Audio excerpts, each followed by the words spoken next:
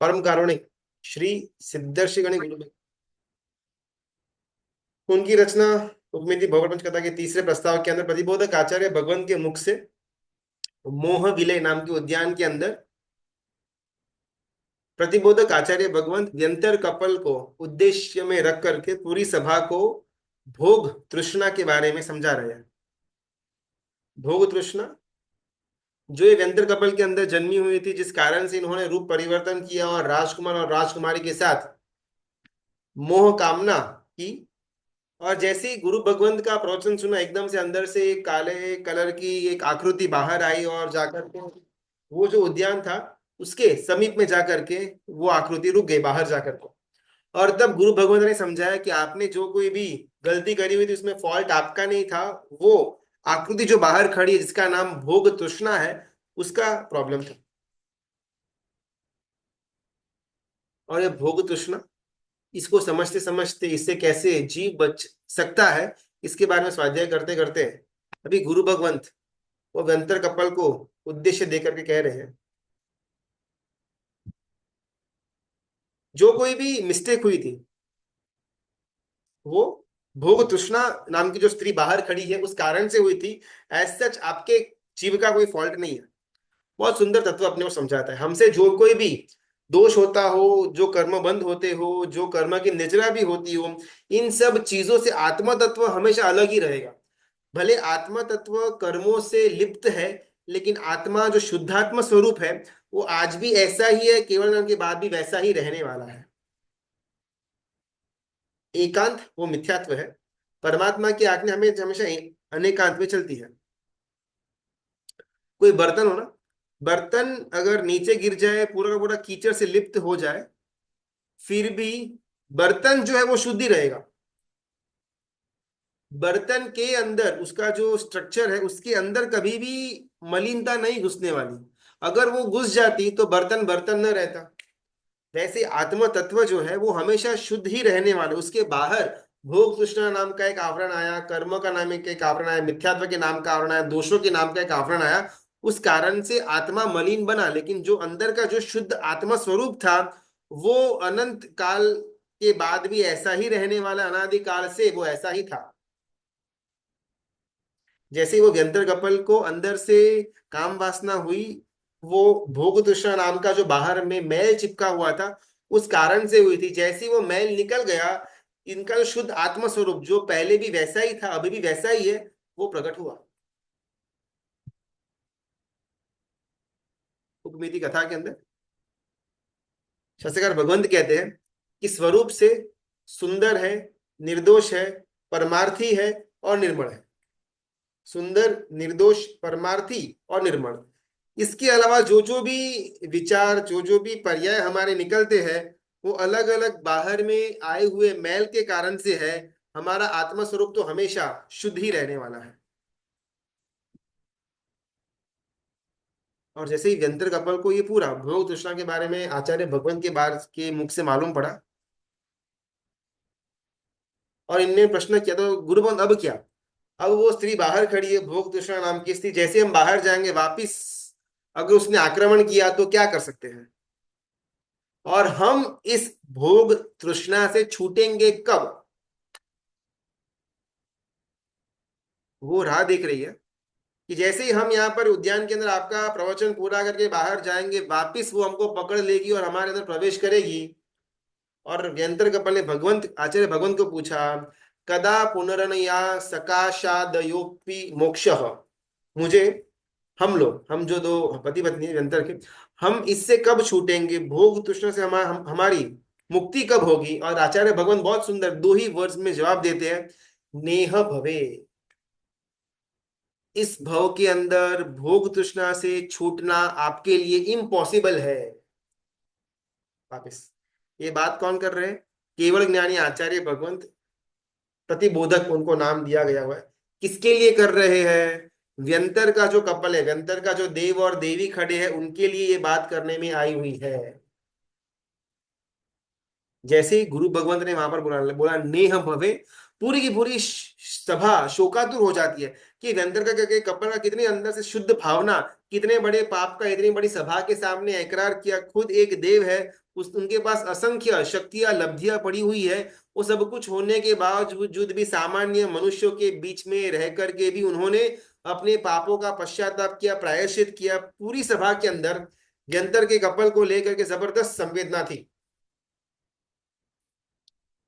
सब लोग उनका जो अभी का भाव है, शुद्धता की तरफ लेकर के जाने वाला उनका जो एक पुरुषार्थ है, उससे पूरी की पूरी सभा बहुत इंप्रेस थी।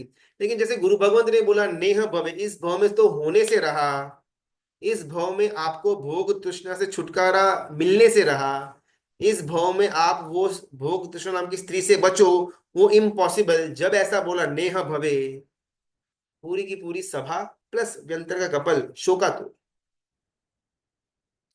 असंख्य असंख्य देवता जो करने के मंसूबे, जो करने की इच्छा मन में असंख्य काल से लेकर के बैठे हुए हैं, वो वस्तु मनुष्य को स्वाधीन मिली हुई है।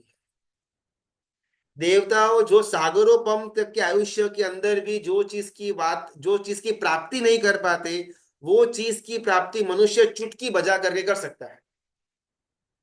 तंदुलिक वैचारिक ग्रंथ नाम का अपना आगम ग्रंथ, उसके अंदर अलग अलग पदार्थों के अंदर शरीर की स्थिति बताई गई हुई है। तंदुल वैचारिक ग्रंथ के हिसाब से कोई भी केंद्र स्थान हो पूरे शरीर का, तो वह नाभि, नेवल, वो पूरे शरीर का केंद्र स्थान है। भौगोलिक केंद्र भी है, संचालक केंद्र भी है। भौगोलिक यानी कि पूरे बॉडी का बीच में आता है, इसके लिए भौगोलिक केंद्र भी है। और संचालक, पूरा का पूरा कंट्रोल वहां से होता है, नाभि के पास ही पूरे बॉडी से जितनी भी नस आती है जाती है, उसका केंद्र, उसका संचालन नाभि के आसपास होता है। ऐसा तंदुलिक वैचारिक ग्रंथ के अंदर आया हुआ है। नाही पहवाणम। उसी प्रकार पूरे 14 राजलोक का अगर कोई नाभि हो तो वो है ये मनुष्य लोक। ये मनुष्य लोक से ही पूरे 14 राजलोक की संचालन को संचालक किया जाता है। और पूरे 14 राजलोक का अगर कोई सेंटर है भौगोलिक, तो वो भी है मनुष्य लोक। मनुष्य लोक से जीव नरक में भी आ सकता है, जा सकता है, तिर्यंश में भी आ सकता है, जा सकता है, देवलोक के अंदर भी आ सकता है, जा सकता है। और अगर मोक्ष के अंदर जाना भी हो तो मनुष्य के अंदर आना आवश्यक है। देवलोक के अंदर का जीव अगर अगर किसी को देवलोक के अंदर जाना हो तो नरक से पॉसिबल नहीं है डायरेक्टली जाना। किसी को नरक के अंदर जाना हो तो डायरेक्ट देवलोक के से अंदर पॉसिबल नहीं है। किसी को अगर मनुष्य लोक के अंदर आना हो तो चाहे वो नरक से हो वेलकम, देवलोक से हो वेलकम, तिर्यंश से हो वेलकम, मनुष्य से मनुष्य हो तो वेलकम। पूरे 14 राजलोक का केंद्र स्थान है मनुष्य लोक। और ये एकमात्र ऐसी गति की जहां से मोक्ष के लिए जीव आगे बढ़ सकता है। पूरी 84 लाख योनि का पेट्रोल भी यहाँ पर भरा सकते हैं। पूरी 84 लाख योनि में घुमाने के लिए जो पेट्रोल लेकर के हम घूम रहे हैं, वो पेट्रोल को खाली भी यहाँ पर कर सकते हैं। 7वीं नरक तक लेकर के जाने की क्षमता मनुष्य लोक के अंदर पड़ी हुई है। जीव को अनंत अनादि काल के लिए मोक्ष सुख दे, वैसी क्षमता भी मनुष्य लोक के अंदर पड़ी हुई है। भोग तृष्णा, उसको खत्म करने की ताकत सिर्फ और सिर्फ मनुष्य भव के अंदर है, ऐसा वहां पर प्रतिबोधक आचार्य भगवंत कहते हैं। आप दोनों व्यंतर यानी कि देव गति के जीव हो, तो आपके लिए इस भव के अंदर मोह, इस भव के अंदर भोग तृष्णा को समाप्त करना नेह भवे, नहीं, पॉसिबल नहीं है। मनुष्य भव को प्राप्त करके भोग तृष्णा को खत्म न करना, उसको और ज्यादा अनुकूल रखना, बनना, यानी कि दुश्मन के पैर पकड़ना। मनुष्य भोग तृष्णा के अंदर आधीन हो, उसका अर्थ है सिंह कुत्ते के अधीन हुआ। जिस मनुष्य भव के अंदर मोक्ष की प्राप्ति करनी थी, उस मनुष्य भव के अंदर हम भोग तृष्णा के अधीन हो जाते हैं। इससे ज्यादा कम नसीब हमारा और कोई हो नहीं सकता। सर्व देवों के लिए जो अवमूल्यवान है, इंद्र, नरेंद्र, ईशानेन्द्र, सौधर्मेंद्र,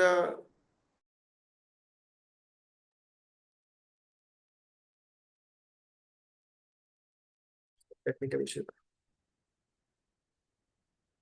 इंद्र हो, शक्रेंद्र हो, नरेंद्र हो, अच्युतेंद्र हो, सौधर्मेंद्र हो, जितने भी अलग अलग देवलों के 64 इंद्र है, वो 64 इंद्रों को जो दुर्लभ है वो वस्तु हमको ऐसे चुटकी बजाते हुए मिल जाती है, और फिर भी हम उसके अंदर आगे बढ़ने की क्षमता नहीं रखते।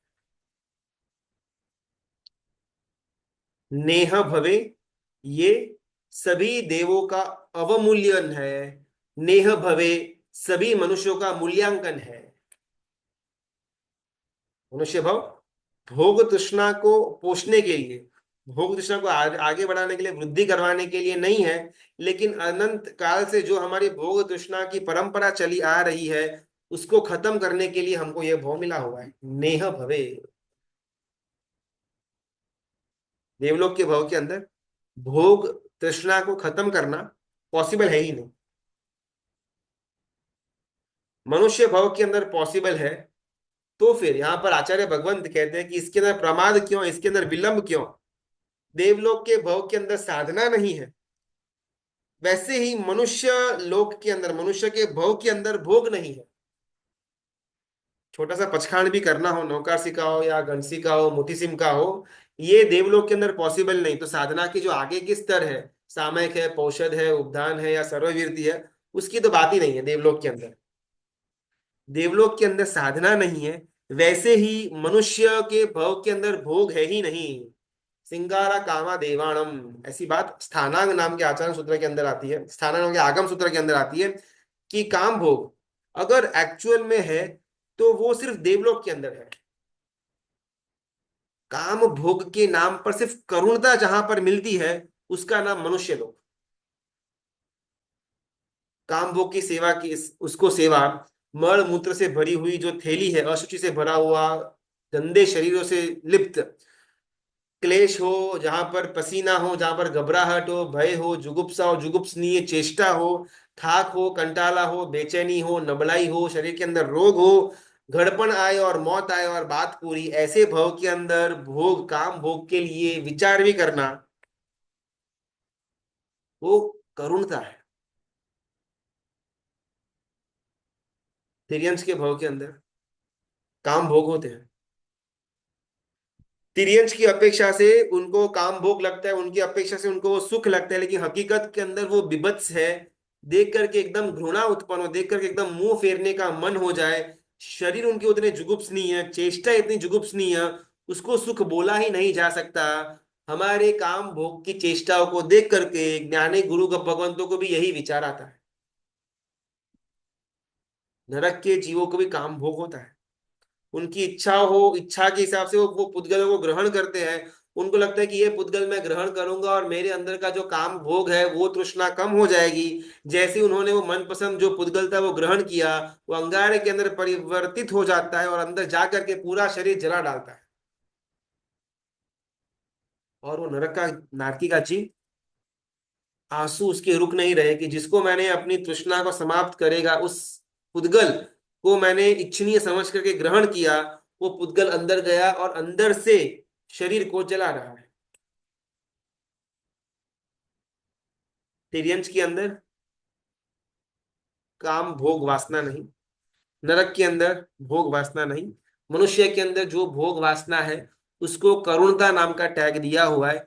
देवलोक के भोग के अंदर सही मायने में काम भोग मिल सकता है।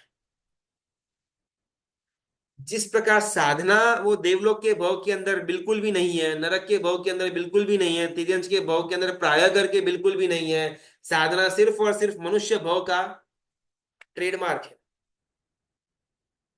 देवलोक वो भोग भूमि है, मनुष्य लोक वो साधना भूमि है। साधना भूमि में आने के बाद भोगों के पीछे भागना, ये सबसे बड़ी मूर्खामी।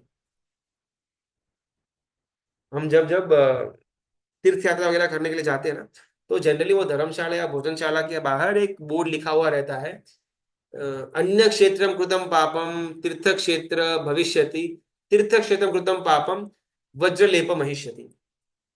यानी कि अलग अलग जगह पर जो भी पाप हम करके आए हुए, वहां वो तीर्थ भूमि में आकर के धुल जाते हैं, लेकिन तीर्थ भूमि में किया हुआ पाप वज्र के लेप के समान आत्मा के ऊपर चिपक जाते हैं। उसका ये एक नॉर्मल अर्थ हुआ शब्दों का। लेकिन जब हम तीर्थ नाम का जो शब्द है उसको एक्सपैंड करें तो उसकी व्याख्या बदल जाती है। अगर हम हमारे भाव के अंदर देखे तो हम शत्रुंजय गए, गिरनार गए, शिखर जी वगैरह गए, तो हमारी वो तीर्थ यात्रा हुई, हम उसको तीर्थ मानते हैं। लेकिन जब हम थोड़ा बैक सीट ले, जब हमारे 3 काल का हमारा भूत भविष्य और वर्तमान को देखे, तब हमारे 84 लाख योनि के जितने भी भव हुए हैं, उन सारे भवों के बीच में हमको जो ये मनुष्य भव परमात्मा के शासन वाला मिला हुआ है, उसको तीर्थ समान गिना गया। बाकी दर्शनों के अंदर अगर मेरा जन्म हुआ होता तो उसको तीर्थ नहीं गिनता, बाकी गतियों के अंदर जन्म होता तो उसको मैं तीर्थ नहीं गिनता, लेकिन मनुष्य भव के अंदर परमात्मा के शासन के अंदर जन्म लेना, वो तीनों काल के एंगल से उसको एक तीर्थ समान गिना हुआ है। अभी इस भव में आने के बाद मुझे जहां पर पाप धोने थे, अलग अलग भव में बंधे हुए पाप मनुष्य भव में आकर के तीर्थ में आकर के धुल सकते थे, उसी तीर्थ में आकर के अगर मैं नए पापों का बंद करूंगा, ये वज्र लेप बन करके रह जाए।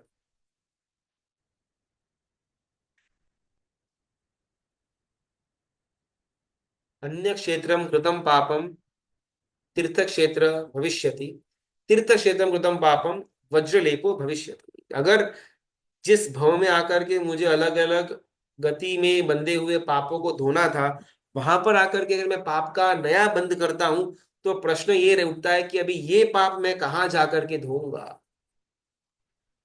गुरुजी। बोल सकते जी प्रणाम गुरुजी। जी अभी भोगावली कर्म की बात करें ना आप, तो हमने ब्रह्मचारी का रोज का रोज हम पचकान लेते हैं, तो क्या हमारे फ्यूचर में भोगावली कर्म नहीं उदय में होगे ना अभी वो हैं। सब? जी। हमने कुछ समय पहले कंड्रिक और पुंडरिक की कथा ली हुई थी। पुंडरिक राज्य संभालते हैं और कंड्रिक जो है वो 1,000 ऑलमोस्ट 1,000 साल का संयम का पर्याय करने व्यतीत करते हैं, बहुत निरतिचा संयम की पालनी करते हैं।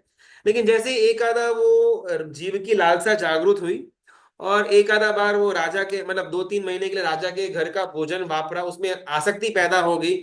वो जीव की आसक्ति के लिए वो कंड्रिक मुनि भगवंत ने अपना मुनिपना छोड़ा, साधुता छोड़ी, श्रावकत्व छोड़ा, राजा का जो जो वेश था, राजा का जो पद था उसको स्वीकार किया। एक दिन के लिए राजवी ठाठ माठ वैभव सुख और खाना वो भोगते हैं, और उसमें इतना मजा आया कि वो उसी दिन मृत्यु को शरण होकर के 7वें नरक के अंदर उत्पन्न होते हैं।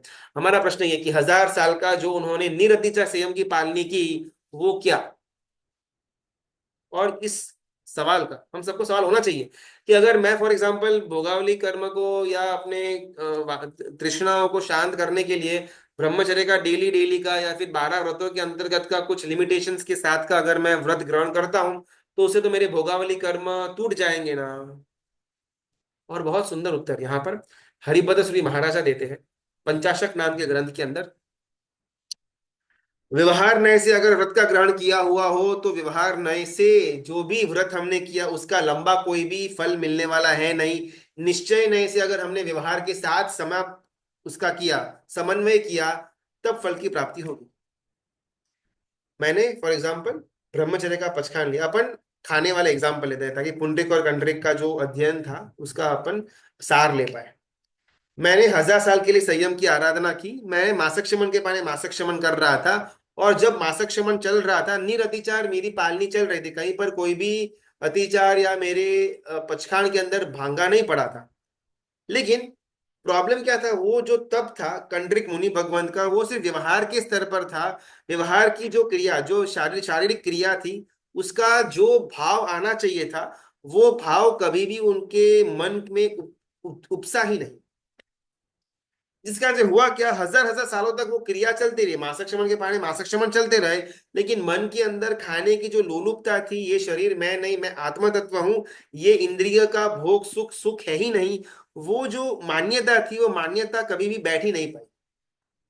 1,000 साल का मासक शमन का तप करने के बाद भी एक टाइम का भोजन किया और सीधी 7वीं नरक के अंदर जाना पड़ा। अगर 1,000 साल तक करने के बाद भी ये रिजल्ट आ सकता है, मैं 25-50 सालों के लिए अगर मैं 12 व्रत या रोज का 14 नियम के अंतर्गत का ब्रह्मचर्य का व्रत लेता हूं, तो मुझे बेनिफिट होगा। अगर मेरा ये प्रश्न है, तो परम पूज्य हरिभद्र श्री महाराजा हमको उत्तर देते हैं कि अवश्य होगा। कैसे होगा। निश्चय और व्यवहार अगर दोनों का समन्वय करके मेरा व्रत चले तो होगा। मैंने मेरा व्रत सिर्फ बाहरी कायिक स्तर पर लिया हुआ है। मेरे मन के अंदर मैं जब सोशल मीडिया देखता हूँ, जब मैं मूवी ओटीटी या किसी और विजातीय के पात्र को देखता हूँ, मेरे मन के अंदर अगर काम वासना जागृत होती है, तो मेरा ब्रह्मचर्य का व्रत था ही नहीं, निश्चय नहीं से। व्यवहारिक नहीं से भले मेरी जो भी लिमिटेशंस थी वो लिमिटेशंस को मैं फॉलो कर रहा था, तो व्यवहारिक नहीं से मैं ब्रह्मचर्य फॉलो कर रहा था, उसमें कोई प्रॉब्लम नहीं था। कंट्रिक मुनि भगवान भी व्यवहारिक तौर पे व्यवहारिक नए से 1000 वर्षों के लिए मासिक शमन के पाने मासिक शमन कर रहे थे, प्रॉब्लम कुछ भी नहीं था। प्रॉब्लम यहाँ पर आया कि निश्चिक नए से न कंड्रिक मुनि भगवंत के मन में उनकी तपस्या का कोई भी भाव शुभता वाला जन्मा था, और न ही हमारे जीवन में अगर ब्रह्मचर्य के कारण से मेरे मन के अंदर भी मैं किसी विजातीय के पात्र का सोच हो, उनका चित्र हो, उनका चलचित्र हो, या साक्षात देख करके भी अगर मेरे मन में उनके लिए दुर्भाव प्रकट होता हो, तो मैं ब्रह्मचर्य हूं ही नहीं। अभी ऑप्शन नंबर 2, अगर मैं निश्चय नहीं से बस मैं ब्रह्मचर्य, लेकिन व्यवहार से अगर मेरा कोई भी ब्रह्मचर्य का लक्षण भी ना हो, तो वो क्या लाभ देगा? और यहाँ पर परम पूज्य हरिभद्र सूरी महाराजा कहते हैं कि जिन शासन का नय व्यवहारिक और निश्चय नय की समन्वय वाला है। अगर एकांत है, सिर्फ व्यवहार है, निश्चय गायब है, तो वो जिन शासन का नय नहीं। सिर्फ निश्चय है, व्यवहार गायब है, वो भी जिन शासन का नय नहीं। जहां पर निश्चय भी है, व्यवहार भी है, वही जिन शासन का नय। मैं मन से तो किसी के लिए कोई भी विजातीय पात्र के लिए कोई भी अशुभ विचार नहीं रखता, लेकिन साथ ही साथ व्यवहार के अंदर भी वो छल के, तो उसका लाभ मुझे मिलेगा। हमने जो पुंडरिक और कंडरिक का जो अध्ययन, जो हमने घटना जानी, उसमें हमेशा हम कंडरिक का मुनि भगवंत का जो विचार है उसके ऊपर फोकस करते हैं। लेकिन अगर अपन थोड़ा फोकस को चेंज करें, पुंडरिक के ऊपर अपन फोकस करें, तो पुंडरिक जो राजा थे, पूरा का पूरा जन्म जन्म से लेकर के ऑलमोस्ट उनका आयुष्य पूरा हो तब तक वो राजवी राजा को जो पद था उसके ऊपर आरूढ़ थे। वो तो अंतिम में कंडरिक आए, उन्होंने एक्सचेंज ऑफर किया, कंडरिक राजा बने और पुंडरिक राजा से साधु बने, तब चेंज हुआ। लेकिन जैसे ही पुंडरिक साधु बनते हैं, बहुत ही अल्प समय के अंदर वो केवल ज्ञान की प्राप्ति करते हैं। तो पुंडरिक ने जो इतने लंबे समय से राजा का पद स्वीकार किया हुआ था, उसका क्या? तो बात आती है कि राजा का भले पद स्वीकार किया था, व्यवहार में कोई भी साधना नहीं थी, निश्चय में साधना थी, लेकिन वो उनको केवल नहीं दे पाई। जब वो निश्चय में रही हुई साधना, निश्चय में रहा हुआ वैराग्य भाव जब व्यवहार के साथ मिला, जब उन्होंने संयम स्वीकार किया, साधना के पथ पर वो व्यवहार से भी चले, निश्चय से भी चले, तब उनको केवल ज्ञान मिला। एकांत निश्चय, एकांत व्यवहार कभी फलदायी नहीं बन सकता। उससे भी ज्यादा एकांत निश्चय, एकांत व्यवहार, वो मिथ्यात्व कहा जाता है। अभी अगर मैं बात बात मेरी करूं, अगर मैं ऐसा कुछ ब्रह्मचर्य वगैरह का व्रत लेता हूं, तो उससे मेरे भोगावली कर्म या मेरे अंदर की जो भोग तृष्णा, मिथ्यात्व, मोहनिया वगैरह, वो कर्म का निर्जरा होगी। डिपेंड्स, मैंने मेरा ब्रह्मचर्य सिर्फ व्यवहारिक है, सिर्फ नैश्चिक है, या दोनों के समन्वय वाला है, बेस्ड ऑन दैट मेरा उत्तर बदलेगा। चलो आगे बढ़ते हैं।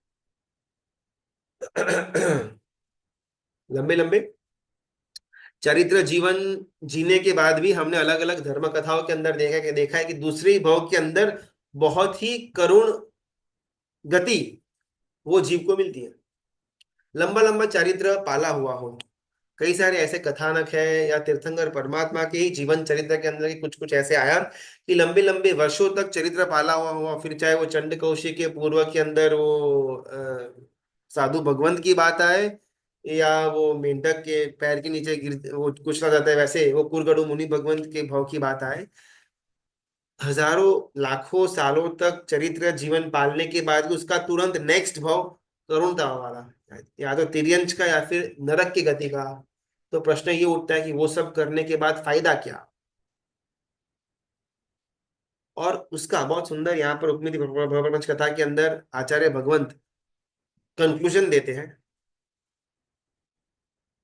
कि ये जो निश्चय और व्यवहार की बात हुई, ये तो क्लियर हुई हुई, लेकिन एज अ सत्वहीन जीव, मेरा कुछ ज्यादा इतना सत्व है नहीं, मैं एकदम नॉर्मल हूँ, कोई पराकाष्ठा का पाप भी नहीं करता, पराकाष्ठा का कोई शुभ काम भी नहीं करता। तो ऐसी अवस्था में अंदर जो सत्वहीन जीव आया हुआ है, उसके लिए कर्तव्य क्या बन जाएगा? तो बहुत सुंदर बात करते हैं, साधक अवस्था के अंदर रहा हुआ सत्वहीन जीव, सत्व प्राप्ति के लिए आगे बढ़ा हुआ, साधना के पथ पर आगे बढ़ा हुआ सत्वहीन जीव, उसके लिए एकमात्र रूल है निमित्तों से दूर रहना, दुर्निमित्तों से दूर रहना। जो अलग अलग दृष्टांत आते हैं, पुंडरिक कंडरिक का हो या फिर चंड रुद्राचार्य वगैरह का हो, साधक अवस्था के अंदर ना उनको निमित्त कोई भी नहीं आया हुआ था। कंडरिक मुनि भगवान थे ना, उनको 1000 साल में कभी भी ऐसा कुछ खाने की लोलुपता वगैरह नहीं था, बिकॉज ऐसा कोई प्रबल निमित्त नहीं आया हुआ था। लेकिन जैसे ही एक बार उन्होंने राजवी परिवार का जो 56 भोग है वो वापरा, और उनका मन का जो भाव था धीमे धीमे धीमे नीचे आता हुआ एकदम नेगेटिव में पहुंच गए। साधना की अवस्था के अंदर निमित्त नहीं मिले थे तब तक ही वो साधक थे। जैसे ही एक बुरा निमित्त मिला, वो साधक साधक की अवस्था से पतित होकर के विराधक की अवस्था में पहुंच गया। ऐसा क्यों? तो यहां पर आचार्य भगवंत कहते हैं, साधक ने जितनी देर साधना अवस्था के अंदर गुजारी हुई थी, उतनी अवस्था के अंदर कभी भी मन स्थिति को बदलने का प्रयत्न नहीं किया, जिस कारण से बुरा निमित्त मिलने पर तुरंत मन की अवस्था सबसे पहले गिरी। अगर अपन कंडरिक मुनि भगवंत के दृष्टांत के अंदर भी देखें ना, तो कंडरिक मुनि भगवंत को सबसे पहले खाने की लोलुपता मन के अंदर जागृत हुई। शरीर जो कृश पड़ गया हुआ था उसकी सारवार करने के लिए उनके गुरु भगवंत ने उसको, वो कंडरिक मुनि भगवंत को राजा के घर पर भेजा वैद्य वगैरह से ट्रीटमेंट लेने के लिए। लेकिन साथ साथ में जब वहां की गोचरी वापरने में आई, तब ये बहुत अच्छी है, और चाहिए और चाहिए, ऐसा सबसे पहले मन के अंदर विचार आया। 2-3 महीने तक वहां पर रुकते भी है, पुंडरिक राजा उनको थोड़ी बहुत टॉन्टिंग करके वापस धर्म के मार्ग पर स्थिर तो कर देते हैं। व्यवहार से शारीरिक रूप से वापिस वो अपने गुरु भगवान के साथ जुड़ गए, लेकिन मन अभी भी वहां पर चिपका हुआ था। अभी विहार करते समय जो रूखी सूखी गोचरी मिलती है उससे इनका मन मानता नहीं है। मन बार बार वो राजा के घर का खाने की लालसा रखता था। मन की अवस्था में बैठा हुआ वो जो एक एक भाव था, वो भाव के कारण से वापिस कंडरिक मुनि भगवंत राजा के वहां पर आते हैं और पतन के मार्ग में सीधे गिर जाते हैं। प्रायः भवैरवः, ऐसी बात हरिभद्र सूरी महाराजा करते हैं कि प्राय करके जहर जो है, अंदर मिथ्यात्व का जहर है, भोग तृष्णा का जहर है, काम वासना का जो जहर है, वो जहर धीमे धीमे धीमे करके क्रिया के साथ साथ, व्यवहार के साथ साथ अंदर से जहर हमारा बाहर निकलता जाए, कम होता जाए, ये उच्च स्थिति है। लेकिन बाहर से हमारी क्रिया चलती जाए, अंदर से जहर एज इट इज पड़ा रहे, ये बहुत ही दयनीय स्थिति है।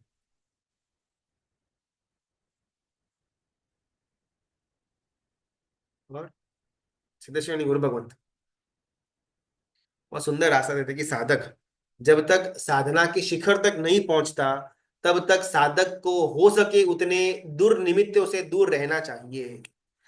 कोई मुनि भगवंत है, कोई गुरु भगवंत है, उनका 20 40 50 60 70 80 साल का संयम पर्याय है, उन्होंने संयम का जीवन निरतिचार की पालनी करी हुई है, एकादश से नीचे तप नहीं किया, 27 27 सालों तक उन्होंने आइम्बिल तप की तपस्या करी हुई है। तो वैसे गुरु भगवंत का अगर कोई गलती से भी विजातीय का स्पर्श हो जाए तो चलता है क्या? बिल्कुल भी नहीं चलता।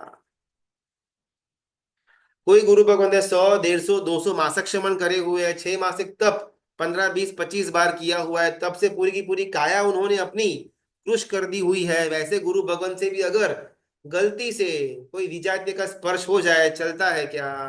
बिल्कुल भी नहीं चलता। दुर्निमित्त, उनके मन के अंदर खराब भाव है, बात बिल्कुल ऐसी है ही नहीं, है ही नहीं। लेकिन अगर एक बार बुरा निमित्त मिल गया, फिर जीव जो निचली कक्षा में पहुंचने का जो सफर है, बहुत ही कम समय के अंदर वो क्रॉस कर देता है। इसी कारण से गुरु भगवंत कहते हैं कि जब कोई भी साधु भगवंत को बाहर गोचरे के लिए, फिर बाहर किधर जाने का हो, कोई और संघ के अंदर कहीं और आराधना करवाने के लिए भी, तो भी सिंगल गुरु भगवंत को अलाउड नहीं, हमेशा 2 या 3 के ग्रुप में ही जाना। क्यों? अकेला जाएंगे, कहीं दूर निमित्त मिल गया, गिरने के चांसेस ज्यादा है। ग्रुप में 2-3 साधु भगवान साथ में होंगे तो नीचे गिरने का अगर मन में विचार भी आएगा, फिर भी मर्यादा के कारण से भी वो रुक जाएंगे। बुरा निमित्त मिला तो मन नीचे गिर करके ही दम तोड़ेगा। जीव को बुरा निमित्त न दे, हमारा पुरुषार्थ वो होना चाहिए। शुभ वातावरण को जैसे ही जीव ने छोड़ा, एक एक करके रोग अंदर उत्पन्न हो जाएंगे। जीव जितना शुभ वातावरण के अंदर रहेगा, उतना वो रोगों से सेफ रहेगा। अभी ये हमारा पहला लाइन ऑफ डिफेंस हुआ। सेकेंड लाइन ऑफ डिफेंस क्या होगा? जीव जितना समय शुभ निमित्तों के साथ है, जीव जितना समय दुर्निमित्तों से दूर है, उतना समय वो शुभ निमित्तों का आलंबन ले करके उसको अपना चित्त का परिवर्तन करना चाहिए। कंड्रिक मुनि भगवान 1000 वर्षों तक संयम जीवन के अंदर विजातीय से दूर थे, खाने की लालसा से दूर थे, ओके था। लेकिन वो जो 1000 साल का जो समय मिला, उस समय में कभी भी उन्होंने अपने चित्त को सुधारने का प्रयत्न नहीं किया, जिस कारण से हल्का सा निमित्त मिला और गिर गए। हम शायद इस भाव के अंदर अपन प्रयत्न करें, पुरुषार्थ करें कि अपन कोई नबड़े, कोई दुर्निमित्तों का साथ हमको न हो। वो शायद पॉसिबल हो सकता है अगर मैं बहुत ज्यादा सतर्क हूँ, बहुत ज्यादा उपयोगी हूँ, बहुत ज्यादा स्मार्ट हूँ, तो शायद दुर्निमित्तों से मैं दूर रह पाऊंगा, उसमें कोई प्रॉब्लम नहीं है। लेकिन जो मैं यहाँ पर 80 साल का मेरा जीवन, जो मैं दुर्निमित्तों से दूर रहा, उस जीवन के अंदर अगर मैंने मेरे चित्त को सुधारने का प्रयत्न नहीं किया, तो भवांतर में अगर मैं देवलोक के अंदर भी जाऊं या मनुष्य के अंदर भी जाऊं या तिर्यंत या नरक किसी भी भाव के अंदर जाऊं, वहां पर आकर के वापिस मुझे वो के वो काम भोग के विचार हो या खाने की लालसा हो, वो वापिस मुझे वहां पर पकड़ लेगी। और वहां पर शायद दुर्निमित्तों से दूर होना वो मेरे हाथ में न भी हो। जीव को दो फ्रंट पर काम करना है। दुर्निमित्तों से हो सके उतना दूर रहना, पॉइंट नंबर 1। और पॉइंट नंबर 2, जितनी देर वो दुर्निमित्तों से दूर है, उतनी देर अपने चित्त को परिवर्तित करता रहे। ये खाने जैसा नहीं है, ये भोगने जैसा नहीं है, ये शरीर तेरा नहीं है, मैं तो सिर्फ आत्मा स्वरूप हूं, मेरा काम यहाँ पर मोक्ष मार्ग में आगे बढ़ने का है, मनुष्य भाव के अंदर साधना करने के लिए जन्मा हुआ हूं। ये अलग अलग अलग अलग शुभ भावों के द्वारा अपने चित्त को वो कंप्लीटली परिवर्तित कर दे, उस हद तक परिवर्तित कर दे कि शायद भवांतर के अंदर, देवलोक के अंदर हमको भारी से भारी भोग की आसक्तियों वाले साधन भी मिले, फिर भी मेरा मन उससे लिप्त न हो।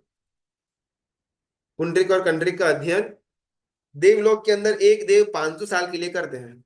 इमेजिन कितना कितना सराहनीय होगा। हमको शायद अपने यहाँ पर एक ग्रंथ को भी पढ़ने की बात आए, हमारे यहाँ बहुत बहुत डिफिकल्ट है। एक ग्रंथ को 2 बार पढ़ो, इम्पॉसिबल। 10 बार नहीं, 50 बार सोच ही नहीं पाएंगे। 500 बार, वो भी पूरे लाइफ में नहीं, एवरी डे का। हमारे यहाँ पर टीवी है, लैपटॉप है, मोबाइल है, गाड़ी है, घूमने के साधन है, बैंक बैलेंस है, शायद घर है, ऐसा 8-10 आइटम ही है। देवलोक के अंदर भोग सुखों के असंख्य सामग्री होने के बावजूद भी वहां पर देव को मन होता है कि मैं पुंडरिक कंडरिक का अध्ययन रोज का 500-500 बार स्वाध्याय करता रहूं। इस कारण से क्या परिवर्तन आया? भवांतर के अंदर वज्र स्वामी के रूप में वो जीव जब जन्मा, छोटी उम्र के अंदर ही ज्ञान उनको चढ़ना शुरू हो गया, पॉइंट 1। और पॉइंट 2, छोटी उम्र के अंदर ही संयम ही सार है, उस स्टेज तक वो जीव पहुंच गया। रीजन, देवलोक के अंदर 500 वर्षों का जो आयुष्य अंतिम बाकी था, उसमें एवरीडे 500 बार पुंडरिक कंडरिक का अध्ययन। व्यवहार और निश्चय जब दोनों का समन्वय होगा, वहां पर जिन शासन मौजूद होगा। जहां पर सिर्फ 500 बार बोलने की प्रक्रिया है, मन भोग सुखों के अंदर पड़ा हुआ है, अगर देवलोक के अंदर वैसा हुआ होता, तो शायद वो जीव वज्र कुमार ना बन पाता। निश्चय के अंदर मैं ब्रह्मचारी, लेकिन व्यवहार से अब्रह्म के कार्य हो रहे हैं, तो वैसी अवस्था के अंदर पड़ा हुआ देव का जीव हो या मनुष्य का जीव हो, वो वज्र कुमार तो बिल्कुल भी नहीं बन सकता।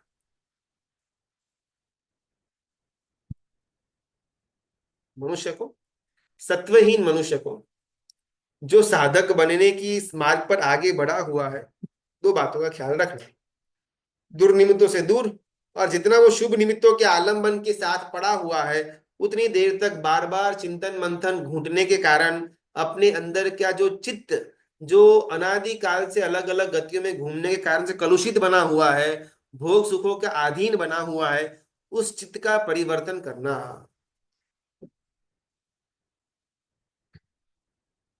प्रतिबोधक आचार्य भगवंत व्यंतर कपल के सामने, पूरी सभा के सामने कहते हैं, नेह भवे, यानी कि आपका इस भोग तृष्णा से, इस भव के अंदर पीछा छुड़े, इम्पॉसिबल।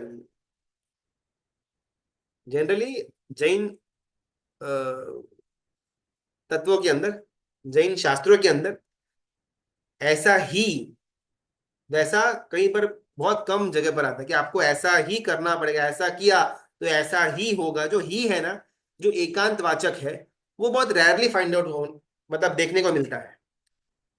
और शायद अपन अपनी भाषा के अंदर बहुत बार ही लगा देते हैं शास्त्र के वचनों के अंदर, लेकिन जो एक्चुअल शास्त्र है उसमें ही बहुत कम जगह पर होता है। आपने रात को खाना खाया तो आपका नरक ही होगा, ही नहीं आता। नरक हो सकता है, नहीं भी हो सकता है। परमात्मा की पूजा की तो सम्यक की प्राप्ति ही होगी, ऐसा नहीं है। होगी भी, नहीं भी होगी। जैसे हर एक तत्वों के अंदर जीव को ब्रह्मचर्य का व्रत लेना ही चाहिए। ले तो अच्छा है, न ले तो भी अच्छा है। शादीशुदा है, अगर एक और जो साथ में व्यक्ति है, अगर उसको ब्रह्मचर्य लेने की इच्छा नहीं है, उस समय अगर मैं ब्रह्मचर्य का व्रत लूं तो वो धर्म नहीं, वो अधर्म है। लेकिन अगर मेरी शादी नहीं हुई है या फिर शादी करने के बाद दोनों की इच्छा है ब्रह्मचर्य का व्रत लेने की, वो लेना चाहिए। तो कहीं पर भी एकांत बहुत कम जगह पर अपने जैन शासन के अंदर आता है। लेकिन यहाँ पर सिद्धश्रेणी यानी गुरु भगवंत स्पेसिफिकली ही लेकर के आते हैं।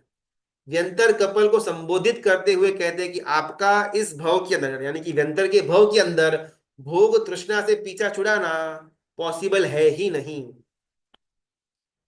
ये जितना पिंचिंग व्यंतर कपल के लिए है, उतना ही पिंचिंग हमारे लिए होना चाहिए। जो वस्तु देव देवेंद्र के लिए निषेध, इम्पॉसिबल ही कक्षा में रखा हुआ है, वो वस्तु हमको ऐसे प्राप्त हो सकती है, लेकिन फिर भी उसके अंदर मेरा प्रमाण। निरंतर कपल ये बात को सुनकर बहुत अंदर से गदगदे हो जाते कि इतना कुछ सुना हमने। हमने आचार्य भगवान की देशना सुनी, उसको हमने दिल के अंदर धारा, आंसुओं के साथ उसको हमने संवेदा। मन में इसका इसका पुनर् हमने चिंतन किया और हमने ये स्टेज तक पहुंचे कि ये भोग तृष्णा बिल्कुल भी सेवने जैसी है नहीं।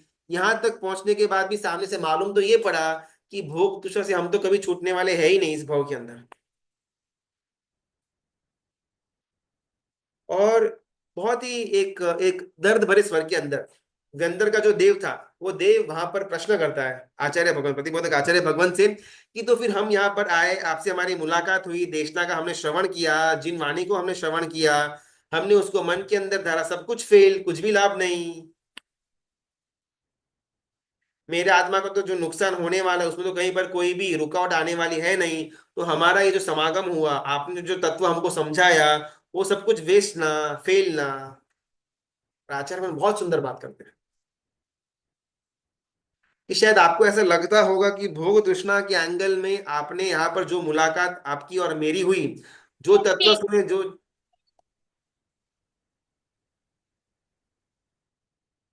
कुछ बोलना है तो अनम्यूट कर सकते हैं, वरना म्यूट पर रहेंगे तो। हमारी जो मुलाकात हुई, जो तत्व सुने, जो मन के अंदर चिंतन किया, उससे भले शायद भोग तृष्णा आपकी न छूटी, लेकिन उससे भी बहुत अच्छा काम आपका हुआ, इंस्टेंट हो गया। और पूरी की पूरी सभा के अंदर एक खुशी की लहर छा गई कि चलो आखिर कुछ तो ये बेचारे कपल को मिला। इतनी व्यथा के साथ खुद उन्होंने अपना पाप प्रकाशित किया हुआ था, और आंसुओं की धारा रुक नहीं रही जब मालूम पड़ा कि भोग दूसरा से उनका कभी भी अंत होने वाला है नहीं इस भव के अंदर। तो पूरी की पूरी सभा के अंदर एक रोमांच, एक एक आश्चर्य, एक आनंद की लहर छा गई। और जंतर कपल भी अपने आंसुओं को लूझ करके बहुत ही होपफुली वो गुरु भगवान के सामने हाथ जोड़कर जोड़कर खड़े हैं। क्या लाभ हुआ? और गुरु भगवान वहां पर प्रकाशित करते हैं कि आपने अभी जो देशना सुनी, उससे जो शुभ परिणाम जागृत हुआ, उसमें आपने अपने मन के अंदर चिंतन करने का जो प्रयत्न किया, उससे बाहरी शायद स्वरूप के अंदर कुछ ज्यादा परिवर्तन न हुआ हो, लेकिन अंतरंग एक और क्रिया आपके अंदर चालू थी। अभी ये जो आचार्य भगवंत है, वो केवल ज्ञानी है, तो तीनों के काल का ज्ञान है, तो सामने वाले के अंदर क्या चल रहा है वो बहुत इजीली उन्होंने जान लिया, दर्शन में पड़ा हुआ था। वो बोलते हैं कि जब ये हो रहा था, जब देशना चल रही थी, जब आपके मन के अंदर चिंतन चल रहा था, जब आपने अपने प्राकुपों को प्रकाशित किया, पश्चाताप किया, तब ये बाहरी घटना के साथ साथ अंतरंग एक और घटना चल रही थी। आपका अंदर से धीमे धीमे धीमे ग्रंथि भेद शुरू हुआ था, जो अपूर्व करण तक पहुंचा, जिस कारण से मिथ्यात्व मोहनीय का क्षयोपशम हो गया और आप दोनों को सम्यक दर्शन की प्राप्ति हुई। ये एक और तत्व हमको जानने को मिला। देव के भाव के अंदर ना, वो जो यंत्र का कपल है, उनके लिए भोग तृष्णा को छोड़ना इम्पॉसिबल था। लेकिन जैसे ही उनकी मान्यता के अंदर ये स्थिर हो गया कि भोग तृष्णा दुष्ट है, छोड़ने जैसी ही है, बिल्कुल भी रखने जैसी है नहीं, भोग तृष्णा है तो संसार है, जहां पर भोग तृष्णा गई संसार गया, ये बातें पोपट की तरह से बोलने के लिए या फिर सुनने के लिए नहीं, लेकिन उनको इसकी अनुभूति हुई। जैसे ही वो दोनों को इसकी अनुभूति हुई, उनको सम्यक की प्राप्ति हुई। भोग तृष्णा या उनके भोगों के अंदर कोई कमी हुई तो नहीं, कोई नियम लिया, कोई बाधा ली, कोई पचखान लिया तो नहीं। तो बात यहाँ पर यह है कि हमारी मान्यता अंदर से बदले तो सम्यक्ति की प्राप्ति हो। बाहर से हमारा परिवर्तन क्रियाओं के अंदर होता रहे, उससे शायद हमारे अंदर सम्यक्त्व आए भी, न भी आए। तो सम्यक्त्व अंतरंग घटना है। यहाँ पर आचार्य भगवंत कहते हैं कि जब बाहर से आपका पश्चाताप चल रहा था, बाहर से जब रुदन चल रहा था, पापों का प्रायश्चित चल रहा था, ये बाहरी घटना के साथ साथ अंतरंग आपके मन के अंदर, अंतरंग आपके शुद्धात्मा के अंदर एक और प्रक्रिया चल रही थी, जिसका नाम था ग्रंथि भेद, अपूर्व कर्ण और सम्यक्त्व। हम सबने ना वो रामायण के अंदर रावण का दृष्टांत, तो शायद पहले जैन एंगल से तो नहीं, लेकिन हमने वो डीडी के ऊपर जो पहले आता था रामायण, वो देखा हुआ होगा। जो रावण जो क्रूरता वगैरह करता है, किस प्रकार सीता का अपहरण करते हैं, भले तो उसके साथ दुर्व्यवहार नहीं करते, लेकिन किसी और की पत्नी को उठा करके अपने पास रखना, अपने गार्डन के अंदर रखना, वो कोई सज्जनता का प्रतीक नहीं है। ऐसे रावण को भी हमारे यहाँ पर क्षाई समकीति बोला गया। बोलो, सोचने में आता है। जो इतना शक्तिशाली इंसान है, प्रति वासुदेव है, 3 खंड का अधिपति है, 1,000 से ज्यादा विद्या उसके पास पड़ी हुई है, 6,000 प्लस रानियां रावण के पास है, सोने की लंका उसकी थी। इतना सब कुछ होने के बावजूद भी एक स्त्री के लिए वो उसको किडनैप करके अपने उद्यान, अपने गार्डन के अंदर रखता है, और उस व्यक्ति को अपन शाही यानी कि परम सम की थी। कहीं मैच नहीं होता है। और यहाँ पर आचार्य भगवंत कहते हैं कि बाहर की प्रक्रिया से भले वो व्यंतर कपल भोग सुखों को भुगत रहे थे या भुगतने वाले होंगे, लेकिन मान्यता के अंदर एकदम क्लैरिटी आ चुकी थी कि भोग बिल्कुल भी भुगतने जैसे है नहीं। ये है सम्यक्त्व। हम वो जो रामायण टीवी के ऊपर आता था, उसमें हमेशा रावण के जो बाहरी जो उसकी घटनाएं थी, किडनैपिंग की हो या सीता को बार बार प्रपोज करने की हो या उसको कैसे भी करके शादी के लिए मनाने की हो, ये सब घटनाओं को ही हमने देखा हुआ है। लेकिन इसके साथ साथ पैरेलली रावण के मन के अंदर एक और घटना चलती है कि ये बिल्कुल भी करने जैसा है नहीं। जगत जीव है कर्माधीना, अचिरज कछुओ न लीना। तो फिर बाहर से जो रावण ये पर्याय कर रहा था वो क्या था? और यहाँ पर सिद्ध श्रेणी गुरु भगवंत कहते हैं, शुद्ध आत्मा आत्मा स्वरूप ही रहेगा, बाहर मैल आएगा और जाएगा। बर्तन हमेशा बर्तन ही रहेगा, चाहे वो कीचड़ से भी क्यों न लिप्त हो, बर्तन के अंदर कोई फर्क नहीं आने वाला। क्षायिक समकीति के धनी रावण जो थे, वो हमेशा क्षायिक सम्यक तो उनके अंदर रहेगा ही रहेगा, चाहे नरक के अंदर जाए, निगोद के अंदर जाए, डजेंट मेक अ डिफरेंस। एक बार क्षायिक सम्यक तो आ गया, कभी भी वो मान्यता जाने वाली है नहीं। बाहर से कर्मों के उदय के कारण से शायद कुछ क्रिया करनी भी पड़े रावण के एंगल से, तो वो क्रियाओं के कारण से उसका सम्यक्त्व गया, चला गया, ऐसा हम नहीं मान सकते। अभी ये जो एंगल है ना, ये एंगल औरों के लिए यूज करना है, खुद के लिए नहीं। अभी इसका अगर मैं आलम्बन ले लूं, मैं चाहे रात को खाऊं, मैं चाहे कोई भी विजाति वगैरह के अंदर मैं इन्वॉल्व हो, तो भी अपने को मान्यता में एकदम क्लियर है ना, तो कोई प्रॉब्लम नहीं है। ऐसा गलत एंगल खुद के लिए लिए मत पकड़ना। ये एंगल सामने वाले व्यक्ति को देखने के लिए है। सामने वाला व्यक्ति चाहे कितना भी दुराचारी हो, पापाचारी हो, फिर भी वो क्षायिक समकीति हो सकता है। ये भावना हमारे अंदर फिक्स करने के लिए ये दृष्टांत लिया गया हुआ है। अभी इसके अंदर खुद को रख करके मैं चाहे बाहर से कैसा भी कर रहा हूं रहूं, किसी भी प्रकार का मैं पाप का सेवन करूं, लेकिन मेरे अंदर मान्यता तो एकदम क्लियर ही है, मुझे तो कोई प्रॉब्लम होने वाला है नहीं, ऐसे भ्रम के अंदर बिल्कुल भी रहने जैसा नहीं है। सामने वाला दुष्ट व्यक्ति हो या सज्जन व्यक्ति हो, दुर्जन व्यक्ति हो, उसके अंदर भी सम्यक्त्व के दर्शन करने के लिए ये दृष्टांत हमको यूज करना है। जब खुद की बात आए तब पुंडरीक और कंडरीक का दृष्टांत हमको यूज करना है। इतना कुछ करने के बाद भी कंडरीक ने जो अंदर का परिवर्तन नहीं लेकर के आया हुआ था, उस कारण से कितना बाहर भटकना पड़ा। सम्यक तो आचार्य भगवंत वहां पर व्यंतर कपिल को कहते हैं कि भले भले आप भोग तृष्णा से शायद इस भव के अंदर तो शायद नहीं मुक्त नहीं ही हो पाओगे, that is without a doubt, नेह भवे। लेकिन उससे भी ज्यादा आनंद की ये घटना हुई कि जो अनादि काल से आपका जीव संसार के अंदर भ्रमण कर रहा था, अभी वो जीव बस कुछ ही ऐसे गिनती के भव होंगे न होंगे और आपकी मुक्ति हो जाएगी, बिकॉज सम्यक की प्राप्ति आपको हो चुकी है। तत्व सुनने क्यों, स्वाध्याय करना क्यों, प्रवचन सुनने क्यों, कुछ परिवर्तन तो आता नहीं है। ये बात एक स्थान पर है। सेकंड स्थान पर बार बार जो ये घूंटा जाएगा ना, वो घूंटने के बाद अगर कोई क्षण मेरे अंदर की मान्यता एक्चुअल में परिवर्तन हो जाए, तो मैं समकिति बन सकता हूँ। अब ये सम्यक्त्व, वो मैं जानूंगा नहीं जान पाऊंगा, थप्पा लगा पाऊंगा, वो बात अलग है। लेकिन हमारा कंटिन्यूस एफर्ट यही होना चाहिए कि जो भी तत्व की बात मुझे सुनने को मिले, वो मैं सुनूं। बिकॉज बिकॉज मूल के अंदर ना, मिथ्यात्व की जो परिभाषा हम लेते हैं कि जो जैसा है उसको वैसा नहीं देखना, जो जैसा है उसको वैसा देखना, वो सम्यक्त्व, वो बहुत ऊपर ऊपर की हुई। और भी अगर अपन आगे बढ़ करके जाए ना, तो अज्ञानता वो ही मिथ्यात्व है।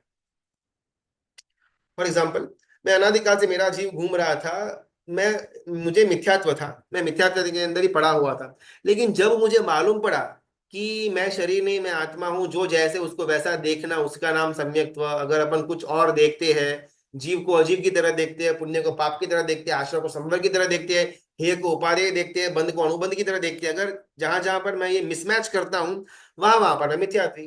अभी जब मुझे ये ज्ञान मिला, तो वॉलंटरीली अभी मैं पुरुषार्थ करूंगा जिसको जैसा है उसको वैसा देखने का। तो सही मायने के अंदर जो अज्ञान मेरे अंदर पड़ा हुआ था, वो मिथ्यात्व था। जैसे अज्ञान हटा, ज्ञान आया, और मैंने अपना पुरुषार्थ किया, मैं समकिति बन गया। तो जो जैसा है उसको वैसा देखना, वो सम्यक। तो उससे भी थोड़ा डिटेल्ड का डेफिनेशन ये आएगा, अज्ञानता के अंदर रहना वो ही मिथ्यात्व। उसके थोड़ा और अंदर जाए और अपने को पूरा का पूरा सार मिल जाता है। ज्ञान का उपयोग वो ही सम्यक्त्व, ज्ञान का अनुपयोग वो मिथ्यात्व। मुझे ज्ञान मिला, ज्ञान मिलने कारण से सम्यक तो मिलेगा नहीं। ज्ञान मिलने के बाद अगर मैं वो उपयोग में नहीं लेकर के आता, तो कोई काम का नहीं। उपयोग यानी कि मैं जानता हूं कि कच्चे पानी के अंदर असंख्य अनंत जीव होते हैं, ये मेरा ज्ञान था। लेकिन जब मैं बिस्लरी की बॉटल, ठंडी ठंडी बॉटल खोल कर कैसे मुंह से गटगटाता हूं ना, अगर उस समय मुझे ये आभास नहीं होता कि ये पानी नहीं, लेकिन यहाँ ये अनंत जीवों का शरीर मैं गटगटा रहा हूं, उसको उपयोग कहा जाता है। ज्ञान होना अलग बात है, ज्ञान का उपयोग होना वो अलग बात है। परमात्मा 14 राजलोक के सबसे श्रेष्ठ तत्व है, अनंत गुण के भंडार है, ये सब कुछ ज्ञान में है मेरे पास। लेकिन जब मैं परमात्मा की पूजा कर रहा हूँ, जब मैं परमात्मा को ग्रहण कर रहा हूँ, इस प्रकार की पूजा करने के लिए बाहर लेकर के आ रहा हूँ, तब उस समय ये बात मेरे दिमाग में है ना कि 14 राजलोक के सर्वश्रेष्ठ तत्व को मैं हाथ में ले रहा हूँ। अनंत गुण, अनंत गुण के जो धनी है, उनको मैं स्पर्श कर रहा हूँ। ये उपयोग मेरे अंदर है ना, इसको ज्ञान का उपयोग कहा जाए। जो जैसा है वो उसको वैसा देखना, ये सम्यक्त्व की नॉर्मल डेफिनेशन। अज्ञानता ही मिथ्यात्व, ये उसका सेकेंड लेवल का। ज्ञान का उपयोग वही सम्यक्त्व, ज्ञान का अनुपयोग वही मिथ्यात्व, ये उसकी अंतिम परिभाषा। ज्ञान को प्राप्त करने के लिए जितना अपन परिश्रम पुरुषार्थ करते हैं, उससे कई ज्यादा, उससे थोड़ा ज्यादा अगर हम पुरुषार्थ प्राप्त किया हुआ ज्ञान को उपयोग में रखने के लिए करें, तो हमारा मोक्ष मार्ग बहुत सरलता से कट जाएगा। ज्ञान बटोरने के अंदर कोई प्रॉब्लम नहीं है, लेकिन जो भी ज्ञान बटोरा हुआ है उसको उपयोग में लेकर के आए, तो ही वो बेनिफिशियल है। साधारण से ना, जो व्याख्यान वगैरह जाते हैं, तो कई सालों से अपन व्याख्यान सुनते हैं, तो ऐसा कोई ना कोई अपने को प्रश्न कर ही देता है, जो थोड़ा बहुत वो मॉडर्न ख्यालात वाले या फिर कुछ कुछ नई जनरेशन वाले लोग हो, तो कि आप 40-40 साल से व्याख्यान सुन रहे हो, बोलो, क्या सुना, क्या समझा? और शायद प्रैक्टिकली मेरे पास कोई उत्तर न भी हो, कि इस बात तो सही कि 40 साल से मैं प्रवचन सुन तो रहा हूँ, लेकिन अभी तक ऐसा कुछ मुझे मालूम भी नहीं पड़ा, कुछ मेरे ज्ञान में भी नहीं आया। तो मतलब क्या है? और बहुत सुंदर यहाँ पर एग्जाम्पल देते हैं आचार्य भगवंत, कि 40 साल मैं जिया, 40 साल मैंने डेली खाना खाया, दो दो बार, तीन तीन बार, एक बार चार चार पांच पांच बार भी खाना खाया। तो क्या मुझे याद है मैंने क्या खाना खाया 40 साल के अंदर? तो नहीं। कल क्या खाना खाया मुझे वो भी याद नहीं है, तो 40 साल तक क्या खाना खाया वो तो कैसे मालूम पड़ेगा? लेकिन जो मैं डेली खाना खा रहा था, उस खाने से ये शरीर मेरा आज इस लेवल तक पहुंचा हुआ है। तो यहां तक मेरा जीव जो पहुंचा, मेरा शरीर जो पहुंचा, उसके पीछे का कारण था डेली 40 साल तक जो मैंने खाना खाया वो। अब ये सेम लॉजिक हम यहाँ पर धर्म के अंदर अप्लाई करें। 40 साल तक मैं प्रवचन सुनता रहा, ओके, मुझे कुछ याद है शायद अभी तक, तो मैं ऐसा नहीं बोल पाऊंगा कि 40 साल का मुझे कुछ याद हो। बहुत शायद एक दो प्रवचनों को छोड़ करके बाकी कुछ इतना एकदम उभर करके बाहर नहीं आता है, लेकिन फिर भी आज मैं मेरे भावों के स्तर पर जहां पहुंचा हुआ हूं, उसके पीछे का अगर कोई कारण हो, तो वो 40 साल के प्रवचन। आज मैं क्रिया में जहां तक पहुंचा हुआ हूं, उसके पीछे का अगर कोई कारण हो, 40 साल के प्रवचन। जस्ट बिकॉज मुझे उपयोग नहीं रहता, इसका मतलब ये नहीं कि सुना हो सब कुछ वेस्ट हो जाएगा। उस समय मैंने उस तत्व का उपयोग किया जिससे मैं आगे बढ़ा, फिर नए तत्व का उपयोग किया, इस प्रकार से मेरा जीवन आगे बढ़ता जाए, इसका नाम है सम्यक्त्व। आज अपना समय हो गया, फटाफट प्रश्न लेकर के 5 एक मिनट में अपन समाप्त करते हैं। कई बार जब हम धर्म करते हैं तो सामने वाले की अपेक्षा हो जाती है कि हम एकदम परफेक्ट होने चाहिए। उदाहरण के लिए हमें कभी क्रोध आ जाए तो तुरंत बोलेंगे तुम इतना धर्म करते हो तो क्रोध, बिल्कुल सही बात है, क्रोध करते हो तो बुरा लगता है हमें, हमारे कारण ये लोग धर्म पे उंगली उठाते हैं। पर हमारे अंदर कषाय तो कभी ना कभी उत्पन्न हो जाते हैं, और जब ये लोग ऐसा बोलते हैं तब क्या करना चाहिए? बहुत सुंदर सवाल। मुझे अंदर में कोई रोग है, और वो रोग की दवाई मैं ले रहा हूँ डॉक्टर के पास, 40 साल से मेरी दवाई चल रही है, लेकिन आज तक वो रोग बिल्कुल कम नहीं हुआ। तो घर वाले जो होंगे ना, उनको प्रश्न आएगा दो, या तो डॉक्टर बराबर नहीं है, या फिर तू गोली बराबर नहीं ले रहा है, टाइम पे नहीं ले रहा, और जब और अवस्था पर ले रहा है। ये दो ही उनके मन के अंदर ख्याल आएगा, डॉक्टर बेकार है या दवाई प्रॉपरली ली नहीं जा रही। अभी अगर हम इसी कॉन्सेप्ट को मेरे अपने जीवन के अंदर धर्म के क्षेत्र के अंदर अप्लाई करें, तो इतने साल से धर्म करने के बावजूद, सामने प्रतिक्रमण परमात्मा की पूजा करने के बाद भी अगर मेरे अंदर कषाय का स्तर घटा ही नहीं है, तो इसके दो कारण हो सकते हैं। या तो परमात्मा का धर्म यानी कि डॉक्टर के अंदर कोई ज्यादा दम नहीं है, ऑप्शन वन, या फिर मैं जिस प्रकार से धर्म कर रहा हूं उसके अंदर दवाई ले रहा हूं उसमें कुछ ना कुछ गड़बड़ है। बिकॉज 40 40 साल तक दवाई लेने के बाद अंदर में कुछ तो सुधार आना चाहिए ना। 40 साल धर्म करने के बाद कुछ तो परिवर्तन आना चाहिए, लेकिन जब वो परिवर्तन नहीं दिखता, तब बाजू वाले को, घर वाले को धर्म के ऊपर उंगली करने का मन हो, उससे पहले अपने आप को अपन उंगली करे कि गलती कहाँ पर हुई, डॉक्टर गलत है या दवाई लेने का ढंग गलत है? उत्तर आएगा दवाई लेने का ढंग ही गलत है। मैं अगर परमात्मा की सेवा पूजा या प्रतिक्रमण सामायिक स्वाध्याय अगर रोज करता हूँ ना, तो मेरे अंदर चेंजेस आना चाहिए, और नोटिसेबल चेंजेस आना चाहिए। मेरे घर के अंदर घर वालों को मालूम पड़े कि 5 साल पहले ये व्यक्ति कैसा था, एकदम नास्तिक था, बाहर घूमता था, होटलों के अंदर, दारू के अड्डे के अंदर, ड्रग्स के अंदर पड़ा हुआ था, अलग अलग बुरी आदतें इसके अंदर पड़ी हुई थी, जब देखो तब शॉर्ट टेम्पर, चोरी, क्रोध करना, लालच, हिंसा, सब कुछ इस जीव के अंदर पड़ा हुआ था। लेकिन लास्ट 5 साल में इतना परिवर्तन आ चुका हुआ है कि आज अगर मैं इस व्यक्ति को देखूं और उसका पुराना फोटो देखूं, दोनों मैच ही ना हो, इस प्रकार का अनुभूति हमारे साथ रहने वाले जीव को होनी ही चाहिए। तो सही मायने में मैं धर्म कर रहा, मैं धर्म सामने वाले को दिखाने के लिए नहीं कर रहा, लेकिन वो धर्म करने के कारण से मेरे अंदर इतने नोटिसेबल चेंजेस आने चाहिए कि सामने वाले को वो धर्म हमारे कारण से प्रभावित लगे। अभी हमारी कम नसीबी क्या है ना, अपन 40 40 साल तक धर्म करते तो है, लेकिन कोई ज्यादा हमारे अंदर परिवर्तन आया हुआ है नहीं। छोटी बात को लेकर के आज भी मेरा बॉयलर फटता है, ऑफिस या धंधे के अंदर आज भी छोटे छोटे प्रॉफिट के लिए मैं 2 नंबर का या कोई गलत काम धंधा कर लेता हूँ। आज भी मैं घर के अंदर माया, कपट, ईर्ष्या, प्रपंच सब कुछ मेरा चलता ही है। तो सहज बात है कि कुछ ना कुछ मैं गलत कर रहा हूं। आने वाली पीढ़ी मुझ पर प्रश्न उठाए, धर्म को कठेरे के अंदर खड़ा रखे, वो ज्यादा चिंता की बात नहीं है। चिंता की बात यह है कि 40 साल तक मैंने किया क्या। परिवर्तन हमारे स्वभाव के अंदर, हमारे रहने करने के अंदर, हमारे विचारों के अंदर, हमारे आचारों के अंदर उतनी मात्रा का हो कि परिवार वालों को लगे कि यह बहुत ज्यादा चेंज हो गया, नोटिसेबल चेंज है। इससे कितने सारे बेनिफिट, एक तो खुद को स्व का बेनिफिट, वो तो एकदम सबसे बड़ा। सेकंड, हमारे कारण से हमारे घर वालों को भी हम जो धर्म कर रहे हैं उसके लिए एक सॉफ्ट फीलिंग आएगी कि नहीं यार, यार ये आदमी बराबर कर रहा है, भले जो भी कर रहा है लेकिन उच्च है। मैं करता हूँ नहीं करता हूँ वो बात अलग है, लेकिन मेरे घर के वो जो आदमी है ना, वो एकदम परफेक्ट काम कर रहा है। इस कारण से हमारे घर के जीवों के अंदर धर्म के लिए एक बोधि बीज जन्मेगा। अगर मैं 40 साल से धर्म कर रहा हूँ, मतलब धर्म यानी कि परम की पूजा हो या सामयिक या प्रतिक्रमण या स्वाध्याय वगैरह हो, जिस कारण से मेरे अंदर स्वभाव में परिवर्तन आया, जो पहले मेरे दोष इतने थे, धीमे धीमे धीमे धीमे करके एकदम स्लिम ट्रिम डाउन हो चुके हुए हैं।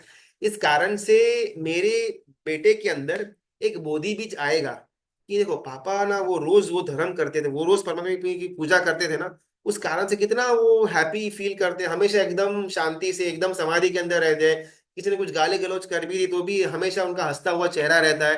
तो कुछ धंधे के अंदर घाटा हो भी गया तो भी एकदम निश्चिंत रहते हैं। घर के अंदर कोई प्रॉब्लम आ भी गई तो बहुत ही कुशलता से उससे बाहर निकल जाते हैं।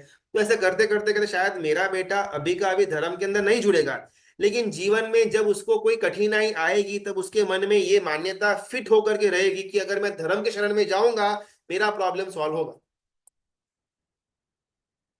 ये सारे बेनिफिट्स से हम अपने आप को और हमारे परिवार वालों को वंचित रखते हैं। कारण क्या था, एक छोटा सा भी परिवर्तन मैं मेरे जीवन में कर नहीं पाया। नोटिसेबल चेंज जीवन के अंदर धर्म को 40 40 50 50 साल तक सेवने के बाद होना ही चाहिए। नहीं हो रहा है, कोई और उंगली उठाए उससे पहले अपने को खुद को उंगली उठाने जैसी है। चलिए, अपना समय भी यहाँ पर हो गया। परमात्मा की आज्ञा विरुद्ध कुछ भी बोला हुआ हो तो मिच्छामि दुक्कडम। कहीं ना कहीं हमारे अंदर भोग तृष्णा के लिए जो आयाम आया कि हो सके उतना जीव शुभ निमित्तों के आलंबन के अंदर रहे, दुर्निमित्तों से बचता हुआ फिरता रहे, वो सबसे बेस्ट ऑप्शन है। और साथ ही साथ अंदर में हमारा चित्त का परिवर्तन होता रहे, वो एकदम उचित अवस्था होगी जो सिर्फ और सिर्फ हमको इस भाव के अंदर प्राप्त करना पॉसिबल है। उस दिशा के अंदर हम सब आगे बढ़े, ऐसे परमात्मा से विनती। सबका बहुत बहुत धन्यवाद, अनुमोदना, प्रणाम।